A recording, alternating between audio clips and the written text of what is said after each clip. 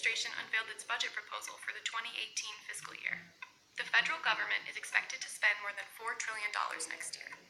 But instead of describing all of that spending, the new administration just outlined their proposed discretionary spending, about a third of total government spending. And Trump is making some big changes. He's bumping up Defense Department spending, which already encompassed more than half of the discretionary budget. What exactly this new funding will be used for isn't clear in the budget plan, but strengthening the military is one of its goals. Trump wants to increase funding for the Department of Homeland Security by about 7%.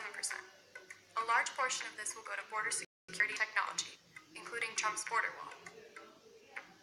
The rest will go to recruiting more Border Patrol and ICE agents, and to detaining and removing unauthorized immigrants. These increases are mitigated slightly by cuts to the TSA, FEMA grants, and National Flood Insurance Program funding. And he's proposing an increase to the Department of Veterans Affairs to make good on his campaign promise to take care of our vets. But Trump also promised not to widen the deficit, so all these increases are offset by other cuts. Big cuts in some cases. The Environmental Protection Agency would be slashed by 31%, eliminating more than 50 programs and discontinuing major clean power and international climate change funding. The Interior Department, the Agriculture Department, and the Commerce Department all face substantial cuts as well, leaving big question marks for the future of science funding overall. Foreign aid and diplomatic efforts also take a big hit in the proposal. Trump proposed cutting combined spending for the State Department and the U.S. Agency for International Development by 28%. To achieve this, the administration wants to significantly reduce its UN and UN peacekeeping funding. It also takes aim at aid to development banks like the World Bank, at educational and cultural exchange programs, and at emergency refugee and migration assistance.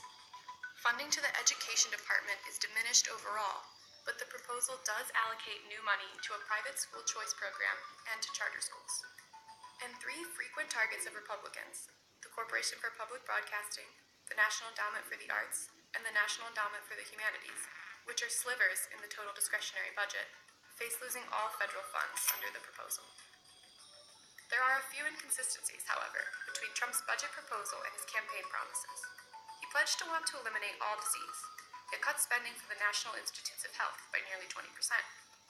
He promised a massive $1 trillion infrastructure program, but trims back Transportation Department funding by 13% and completely eliminates one of its road building programs.